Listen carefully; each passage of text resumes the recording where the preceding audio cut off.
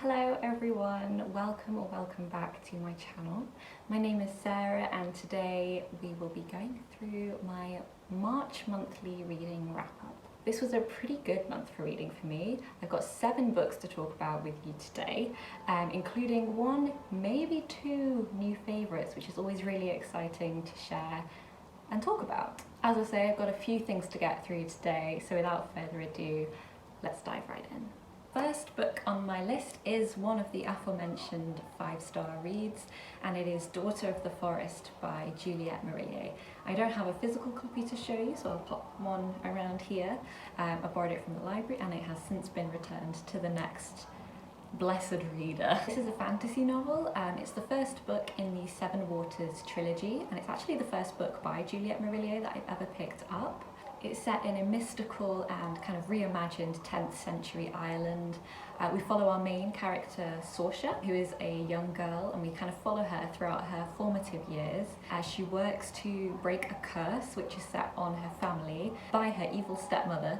And the whole book is kind of her overcoming trials and tribulations, all while not being able to talk at all until the curse is lifted. It has loads of wonderful tropes in it. It is a real true quest story.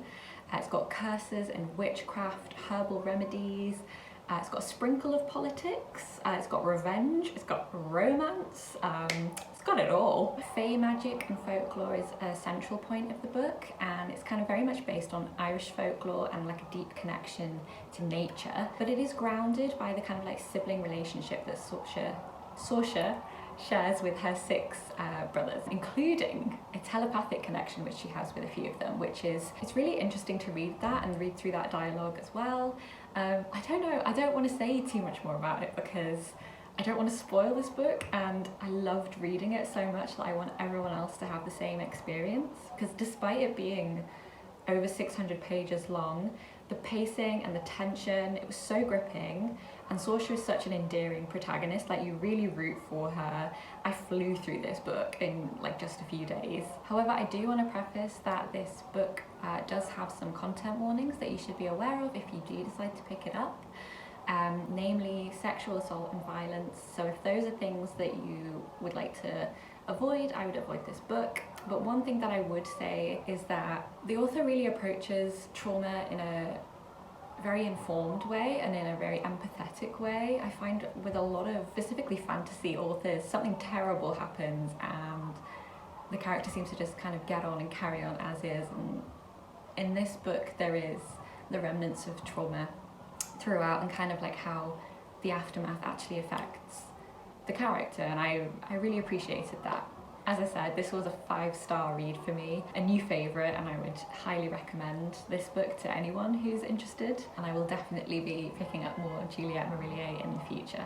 Keeping in the spirit of the forest, the next book that I finished was The Hidden Life of Trees by Peter Wohlleben. I listened to this as an audiobook actually. I'm not sure I would recommend that format if, like you kind of struggle to get scientific and very detailed knowledge in an auditory way. It was a lot more scientific than I was originally expected, but I will say there was enough kind of pondering and wondering, and there was like more philosophical ideas that I really enjoyed. But I think for that reason it has got a lot of flack from the scientific community, which is understandable, but as a non-scientist I really enjoyed it. The book basically talks us through trees obviously, how they survive, how they grow, adapt, change, and also how they communicate with each other, which is fun to learn about. I really kind of relish in the idea of trees and our environment being alive and sentient, and so those aspects of this book really appealed to me personally, and it was a really fun non-fiction read and very accessible. Even the more kind of scientific jargon, the way that he writes is really accessible. And not only that, but I think his passion for the subject really shines through, and that's kind of the most special part about this book, is like his investment in this area of study and also in his own forest that he looks after. I did really enjoy this as a non-fiction read, and I think it's my only non-fiction read for the month. So yeah. Third book on my list is The Hedge by Cari. This was such a quick read. Obviously, it's like just over, I think, 120 pages, but it's exactly what I was craving. Very, very low stakes, YA, feel good, witchy but not spooky, super cozy read. We follow Rowan, who is a slightly awkward but completely lovable and relatable teenage girl who's been sent to a small town in Wales to learn hedgecraft from her aunt Winnie, and needless to say, she's not best pleased. When she arrives, she discovers that there have been mysterious magical occurrences in the village, and it's basically up to her and her newfound friends to get on the case and figure out what's really going on. This is such a sweet book about family, friendship, magic, and self-belief, actually, I would say. The magic is really simple in this, but it's effective. It's just a really endearing book and a really nice way to spend a couple of hours in the morning. I've read a lot of fantasy this month, I'm realising, and I think maybe I was just kind of trying to escape the last part of winter. But the next book that I want to talk about is The Earthsea Quartet by Ursula K. And this is actually comprised of 4 separate books in here. So we have A Wizard of Earthsea, The Tombs of Atuan, The Farthest Shore, and Tahanu. Each of these books has the common thread of a character called Jed, also known as Sparrowhawk, who is a wizard who comes from a very humble background. He is a goat herd from his homeland of Gaunt, and we follow him as he goes from Gaunt to the School of Wizards on the island of Roke, and kind of follows him as he comes into his power, essentially. Throughout the other 3 books, so the first book is kind of his narrative. Throughout the other 3 books, we kind of see how his life fits in with a lot of other characters' lives told from different perspectives, and how he becomes like a major player in their stories as well. The world of Earthsea is super interesting. It has a unique magic system that kind of revolves around words, and specifically names, which is a really cool and very original concept, and I loved that. However, I do have a couple of gripes with this book. I'm sorry. The first being that these books are supposedly middle grade books. Now, in terms of storyline, they probably are, but the language and the way that this is written is so poetic and flowing and lyrical and dense, and I really don't think, as a middle grade reader in the past, I would have been able to get through this and understood the story, because you kind of have to delve through all these threads of language to actually get the story. The second thing to say as well is that a lot of the subject matters in here can quickly verge into really quite dark or obscure subject matters, which I don't think would be suitable. I would say YA and above for this book, personally. Again, it depends on the maturity of the reader and personal experience and thought. Having said all of that, the writing is so beautiful, if not a bit tricky to follow at times, and the stories themselves are really gorgeously crafted. Tombs of Atuan was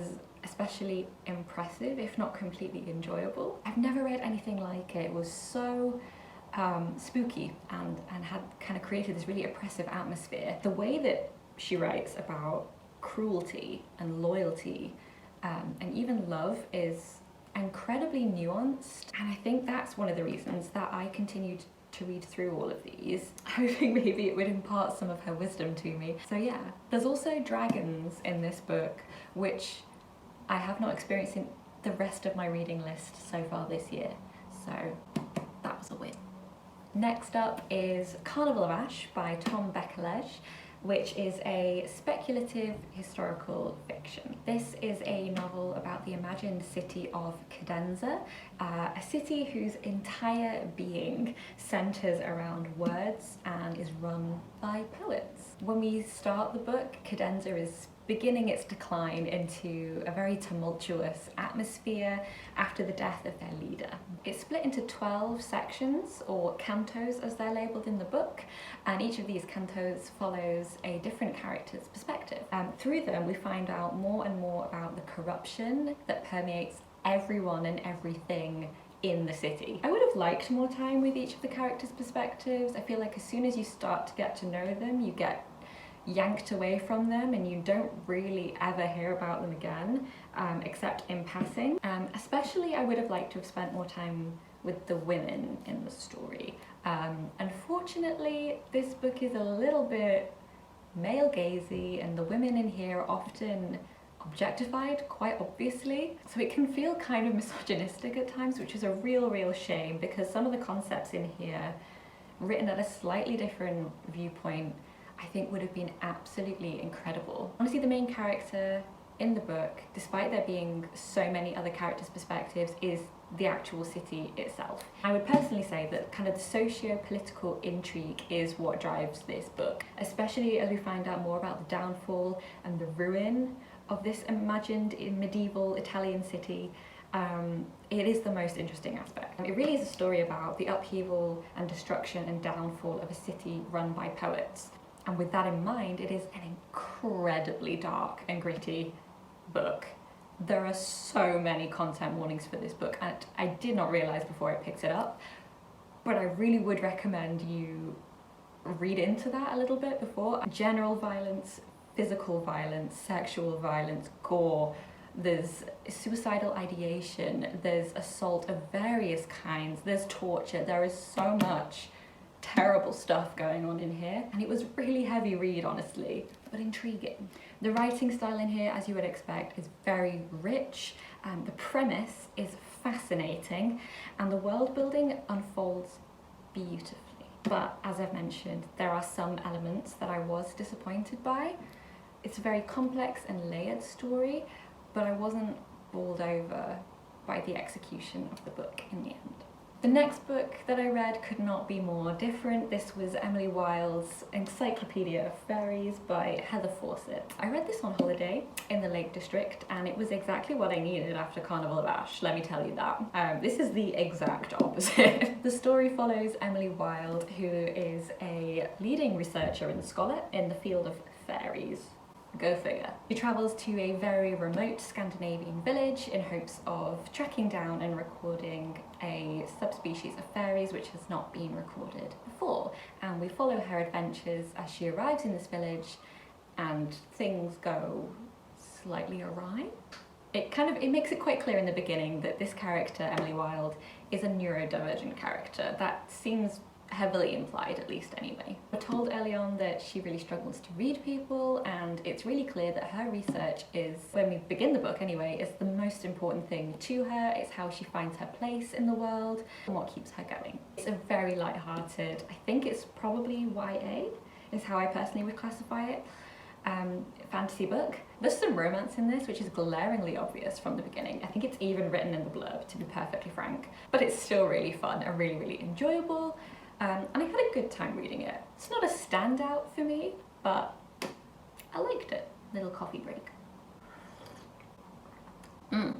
Finally, I have The Foundling by Stacey, which you may be able to tell by the bookmark peeking out the top. I've technically not finished this. However, by the time this goes up, I absolutely will have finished this because I plan to read this afternoon. I was really excited to dive into this book, having read Stacey Hall's other novel earlier this year called The Familiars, and absolutely adoring it. It was a 5-star read. I thought it was incredible. I loved her writing style, and so when I saw this, I had to read it. The Foundling is a historical fiction set in Georgian London. The Foundling is a hospital where mothers who, for whatever reason, can't keep their children go and give them up for them to be cared for by nurses and doctors in the hospital. It's told from 2 women's perspectives, and the first woman that we meet is called Bess Bright. She goes there at the beginning of the novel to give away her child who she cannot keep, and we follow her as 6 years later she turns back up at the hospital in order to reclaim